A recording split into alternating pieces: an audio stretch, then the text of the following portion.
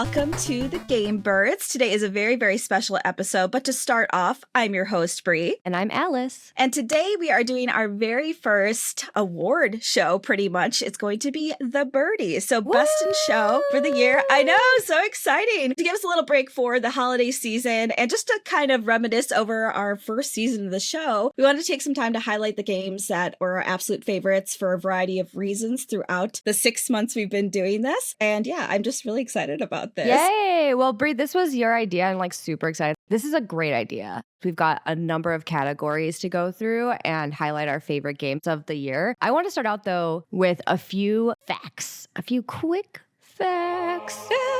So we played a total of 17 games this year. We didn't have 17 episodes. There were some episodes that had more than one game in it. Mm-hmm. And our most expensive game was actually a tie. We had a tie. If you don't know, Bree and I switch off picking the games. And so who picked the most expensive game? Well, both of us. We both picked a $20 game. It was a tie. Bree picked Unpacking. That was actually the first game we played. And Horticular, which was actually the last game we played, were both $20. So that was as expensive as it got. That's not too bad. I'm actually pretty proud of us. That's great. Yeah, I think that's pretty good. And the average cost, now I did exclude any of the free games from the average. Sure. But the average cost was $11. So, I mean, we're really picking hopefully some budget buys here, some budget buys. I love that. That's kind of accidental, but that works out great.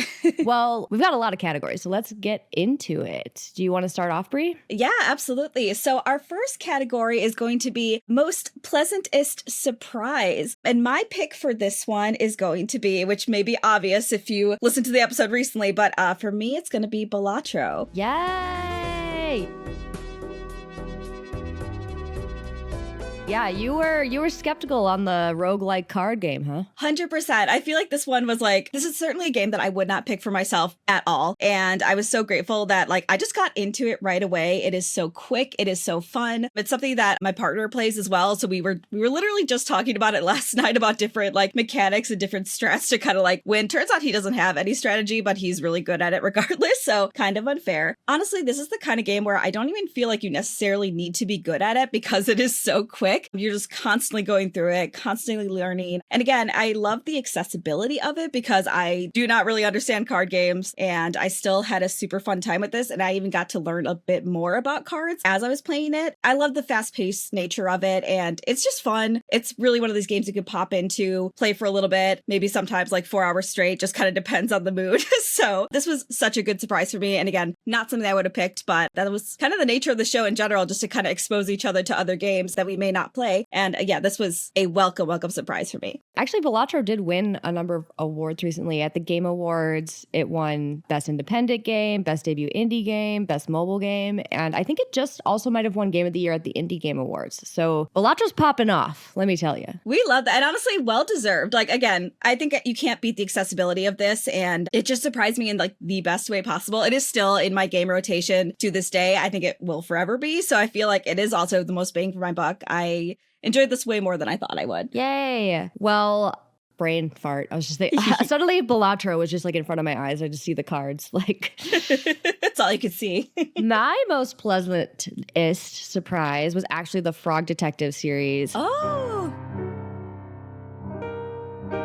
I am not much of an adventure game girly. I'm not much of a story game girly, but hell if I didn't laugh my ass off and love playing those games. It was so good. That's so wild to me. I feel like maybe this is one of those games that, again, I kind of go a little bit more towards, but I'm so happy that you enjoyed it so much and you had such a fun time with it because admittedly, this is just like a very silly, simple game, but it is so worth the ride. And I'm so glad you enjoyed the full ride of all 3 games because that was quite a commitment as well out of like all the games, considering we only meant to play the first one and then surprise played all 3. But the fact that you got to play all 3 and like loved all 3, like that makes me so happy. Yes. And thank you, Bree. Bree for Christmas got me a plushie of the Frog Detective himself. Yes. And it comes with a magnifying glass, of course. Of course, he needs that.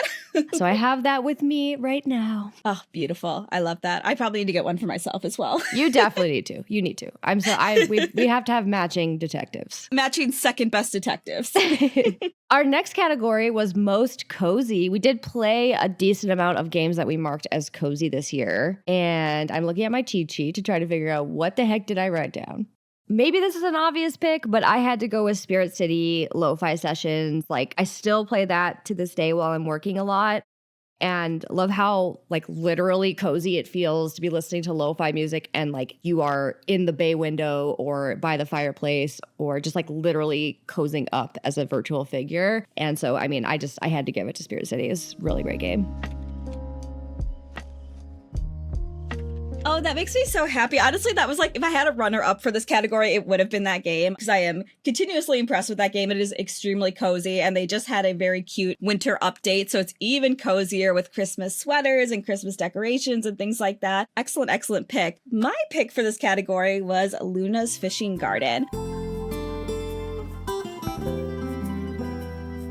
I was rewatching the footage for this one and I feel like I fell in love with the game all over again. It's such bright colors. I love the little animals that you get to, well, the big animals you get to talk to. This is kind of my ideal cozy game. I feel like we've been talking a lot about kind of the simplicity of cozy games versus like how challenging they are. And Luna's Fishing Garden like hits that perfectly for me. It is definitely more on the simple side, but I love that about it. Like it's just an adorable game to look at. The music is pleasant. You're just doing things to help this little community and just cleaning up the whole little island system. It's just, I can definitely see this game being in my cozy rotation again and again and again because it is not a huge time commitment, but it's just adorable. It's just sweet and fun. Our second game, maybe? It was one of our early episodes, yeah. So I'm glad that it's sticking with me. But yeah, Luna's Fishing Garden all the way. Amazing. Yeah, that was you played that one a lot more than me, so I'm not surprised.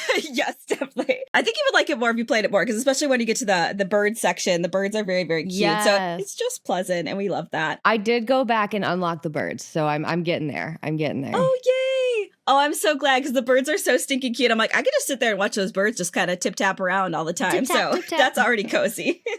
Exactly. All right. So our next category is going to be Best Art Direction. This was a bit of a challenging one for me, along with the next one. But the clear winner for me was When the Past Was Around.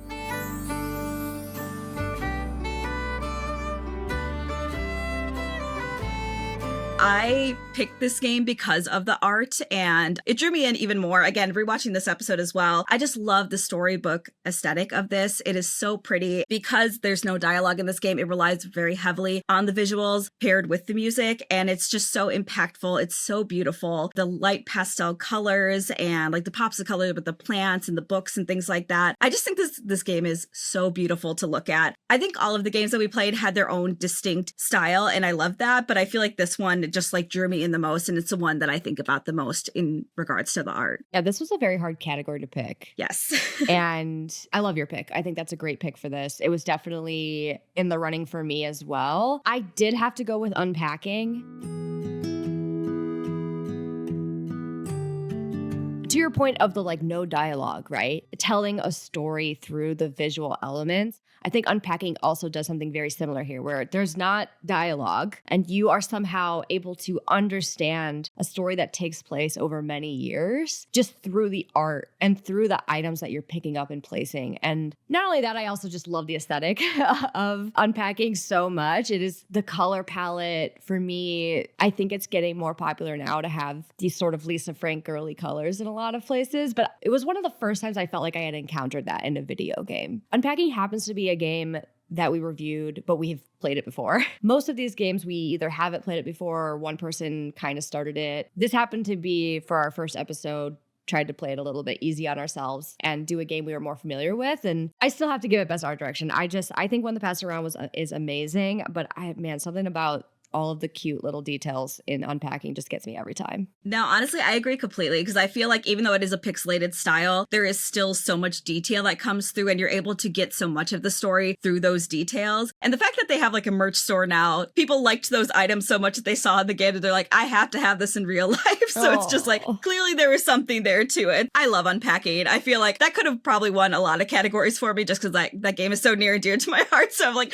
trying to give it to some newer games, but like it is is so, so good. Yeah, well, also apparently you rewatched some of the episodes for this. Study, so studious. Wow. I just stare at the list. I just stared at the list. I just wanted to give it a fair shake because I'm like, obviously we've been doing the show for 6 months. So I'm just like out of sight, out of mind, right? So I'm just like, okay, I want to make sure that I'm like looking at this like with a clear lens of like, okay, did I really love this game? Did it really stick with me? Am I still thinking about it months from now? So I wanted to make sure that I was kind of giving everything a fair shake. So no, kudos.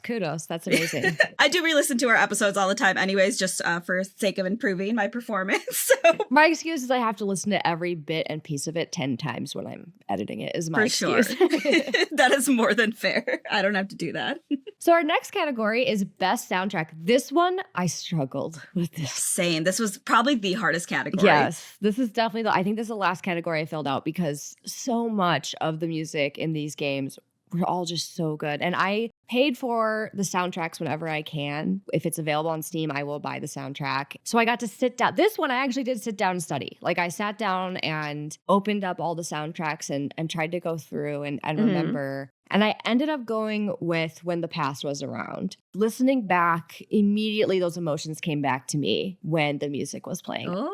I thought so many of these games had great music, but When the Past Was Around, the music just is integral to the story, I think. And so it just invokes something so special. And it's just beautiful classical music in a lot of ways. It's just absolutely stunning. Very fitting because that is also what I chose When the Past Was Around. I did study up for this. I listened to pretty much the soundtrack for every single game. And I was like kind of surprised just how good every single game was. Because I feel like in my memory, I was like, oh, I kind of think all of them sounded a little Stardew Valley-esque, a little Animal Crossing-esque. And certainly some of them did, but all of them were very distinct and definitely brought me back to the game. These indie devs cannot get enough credit for like how good the music is at setting the scene for their particular game. So this genuinely was the hardest category to pick for. Yeah. But to your point, I feel like every time I hear any of the clips from When the Past Was Around, it invokes something in me. Like it is so distinctly this game. Hearing the soundtrack for When the Past Was Around, it was unmistakable. I'm like, okay, I know exactly kind of the scene that this was in. I'm also just very partial to like strings and piano medleys. They invoke that like super strong emotion, and it was so distinct in this game. It was a very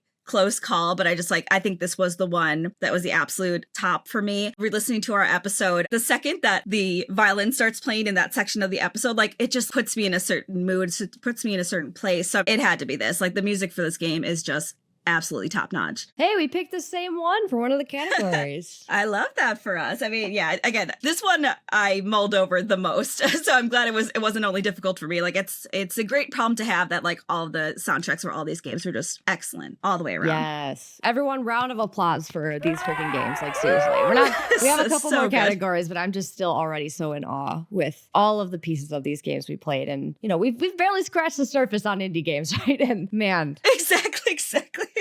All right, so our next category is one of my favorite categories for this is our favorite episode of Gamebirds. For me, this was a clear winner, and it was Frog Detective. Girl!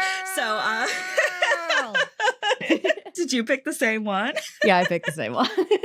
Perfect. This was one of those episodes that like, because I can, like, when I listen back, sometimes I can be a little critical of myself. I'm like, oh, I wish I would have said this. Oh, I could have spent more time talking about this. I feel like this episode, we were just in a silly, goofy mood. I think the game really just overtook us and we were just being the silliest of gooses. And I loved our conversation. I loved talking to you about it because you had like such a fun perspective on everything. I loved how much that you loved the game. It made me love it even more. And just like sharing quotes and just like laughing about the game. Like this is just like the most like lighthearted, fun episode for me. It's the one I re-listen to the most just because like I love our dynamic in that episode and I love the games. It just brought out the best, silliest parts of us and it just is my absolute favorite, hands down. I absolutely agree. And for me, there's the added piece of since I edit the episodes, there's a sense of like, how much fun did I have editing it too? And when we're being silly gooses, if you will, it is also more fun to edit. I'm sure.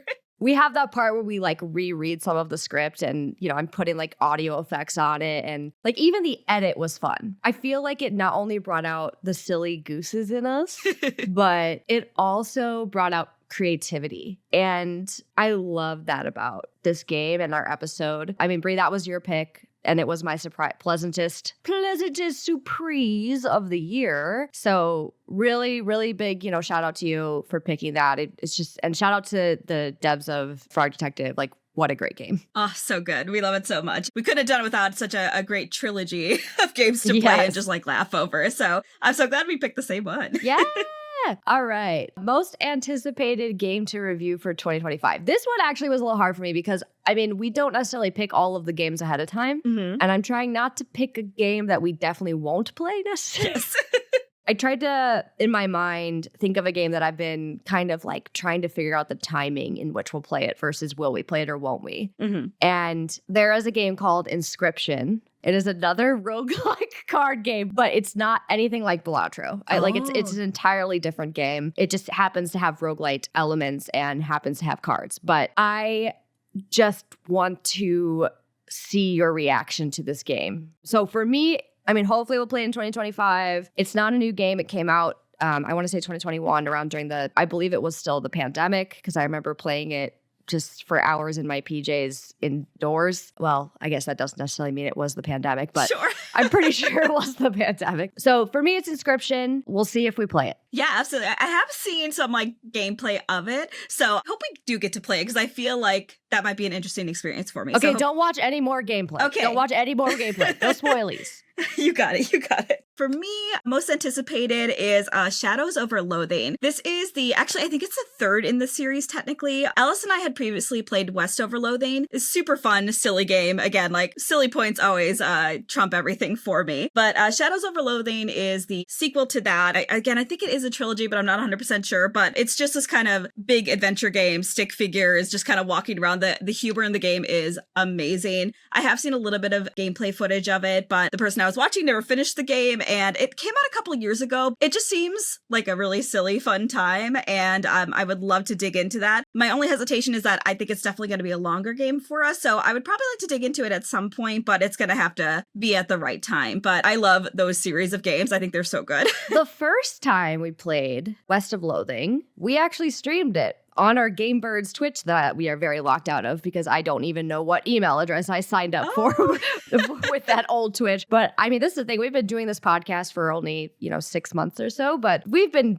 playing indie games together and streaming here or there, just talking indie games for as long as we can remember. And yes. West of Loathing is actually one of the few games we streamed together on Twitch quite a few years ago. So I think it might be an interesting opportunity too if you're up for streaming it together. Oh yeah, I'd be so down with that. Yeah, I haven't streamed in a long time, but I would love to get back to it. This is a great excuse to do so. So stay tuned, maybe. Our next category is our favorite game that we haven't reviewed. Basically, for this category, I wanted to just kind of highlight some games that maybe we didn't get a chance to review, maybe just something that we were playing on our own and we're just enjoying that we wanted to highlight a little bit. Alice, you're going to take a little more over for this category because I did not play a lot of games outside of this podcast. So That's okay. Yeah, with the exception of Sticky Business, which I'm not going to talk too much about because I did decide that we wanted to review that for our next game. Yay! Sticky Business! Exactly. So that was what I was going to pick for this category, but we are going to review it next time. So something to look forward to. I'm very excited to talk about that. But Alice, take it away. Sure. So I actually picked two. Don't worry, I picked 2 games for this category. Perfect. So I got your ass covered. No worries. Thank you. So, number 1 is Baldur's Gate. And I feel like, did you play You played Baldur's Gate? I did, not as much as I would have liked to. I definitely want to play more of it. Okay, so we just have to play together. Got it. Yes. Baldur's Gate obviously won a bajillion awards and was an amazing game. Was that 2024? What year It was last year, actually. Oh, Baldur's Gate was last year. Whoop. I don't know. I can't. That Okay. game is forever, so. It's all good. Okay. So I would say then, putting Baldur's Gate aside, whether that was this year or who knows, it's just taken over my mind and time space. My favorite game that I played in 2024 that I am still just obsessed with is Against the Storm. I have been playing it so much. I do not necessarily think it is a game you would like, Brie. I'm sorry. Oh. You don't know. You never know. Yeah. It's kind of like a town simulation strategy. It reminds me aesthetically a little bit of a Warcraft 3, but there's not dudes coming to attack your town or something. There's not battles. It's a bit more in the strategy realm, and it has a lot of different ways to play. I play really slow, actually. It's an indie strategy game that I love so much, and I have put in over 180 hours. It has taken taken up over a week of my year. Oh, wow. And so it had to be my pick. Oh, I mean, that's amazing. That's a lot of time in the game. That's awesome. We have one more category, and it is our game of the year. So didn't necessarily come out this year, but is the game we played this year. And I mean, really for me, there was only one game that won multiple categories, and I think changed my life in a way. So my game of the year is certainly the Frog Detective. Oh, Well, Frog Detective trilogy, but close runner-up Balatro. I do think Balatro also changed my life. Oh, I love that. Well, why did they change your life? Tell me all about it. Oh, okay. Well, for Frog Detective, I think it put a new perspective entirely on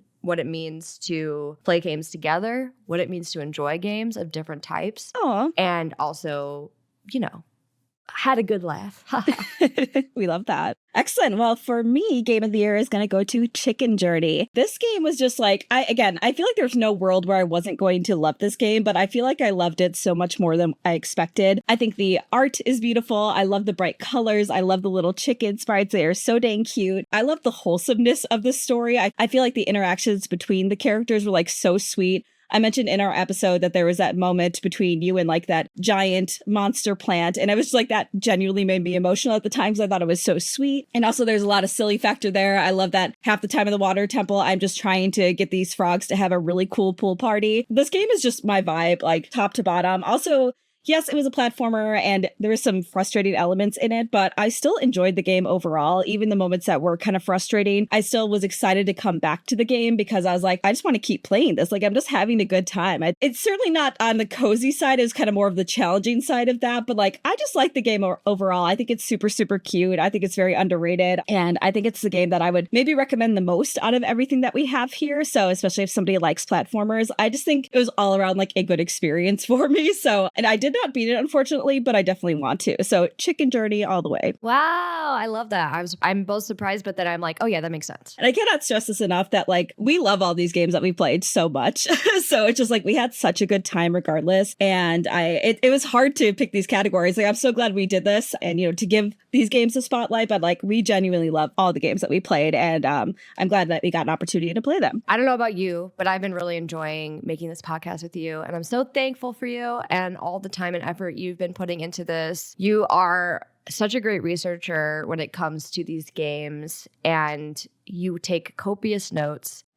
I am just always so thankful for all the work you do for this. And here's to a season 2. Yes, absolutely. And yes, Alice, of course, thank you so much for your work in this. You do like all of the editing and you do such a good job. We get constant compliments on your editing. So thank you for your hard work in that. Also, thank you for just like bringing this podcast forward. Like a really great side effect of this podcast is that me and Alice have just been hanging out more IRL and just talking a lot more. We both have very busy lives and we live in different places. So it's kind of hard. I would say in the last like couple of years, it's just like we would see each other every couple of months. But now because of this podcast, I feel like we at the very least talk several times a month, if not see each other on a monthly basis, which has been like such a great side effect of this that I just get to see my best friend even more. I did also want to thank our listeners. We have a lot of dedicated listeners at this point, and we are so grateful that you tune in. I've been getting so much feedback from all of you. We really appreciate that. Even some non-gamers listen to this show and have started buying some games because of us, which is like the coolest thing. I would have never expected that. So thank you so much.